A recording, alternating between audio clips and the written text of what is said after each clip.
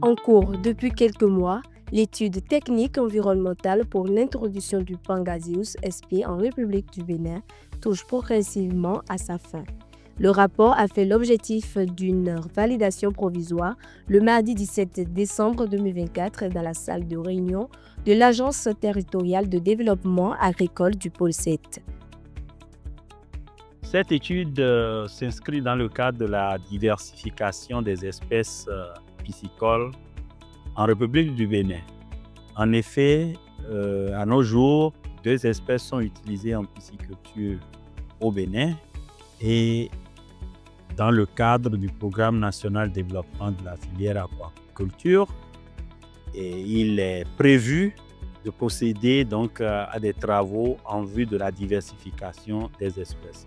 Donc c'est pour cela que nous avons constaté que dans les exploitations piscicoles, il y a des initiatives d'introduction formelle de cette espèce-là dans les élevages. Et donc l'ATDA a décidé de confier à un consultant les travaux d'études pour qu'on puisse voir dans quelles conditions nous pouvons introduire cette espèce-là dans la pisciculture au Bénin. Le consultant a produit donc un rapport provisoire qui a été prévalidé par un comité technique et aujourd'hui nous avons procédé à sa validation avec une équipe élargie constituée donc des acteurs, des filières, des structures d'appui, des projets programmes et également le comité technique qui avait préalablement examiné le contenu de ce document. L'objectif est d'évaluer les contours de cette nouvelle espèce de poisson, ses capacités et ses failles, afin de l'introduire dans l'aquaculture béninoise après validation de l'étude effectuée, ce qui permettra aux pisciculteurs de varier les espèces de poissons existants au Bénin.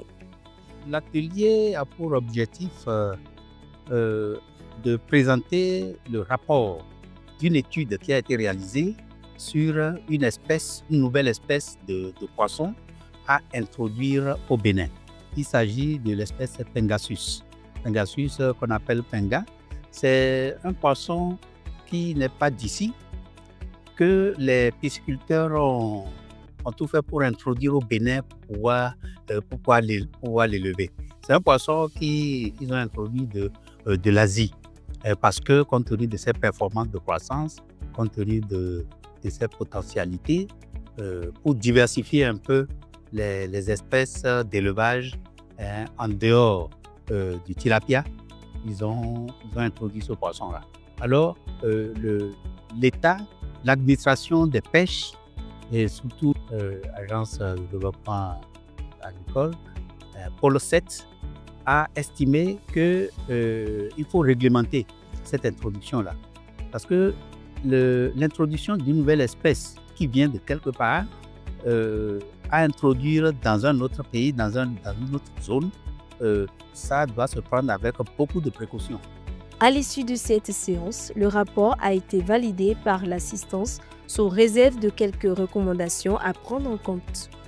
Au terme des travaux, le rapport a été validé sous réserve de la prise en compte d'un certain nombre de recommandations.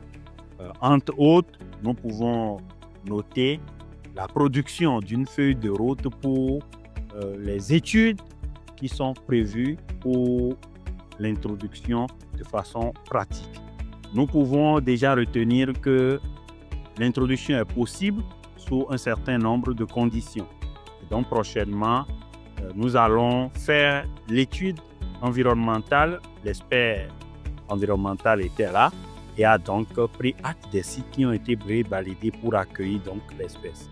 Dans les prochains jours, elle va faire le screening environnemental et proposer les activités qui vont concourir à mitiguer les impacts probables qui seront liés à l'introduction de cette espèce dans la pisciculture. Plusieurs débats ont meublé cette séance afin que le rapport soit bien fait et que tous les éléments nécessaires soient apportés à cette étude.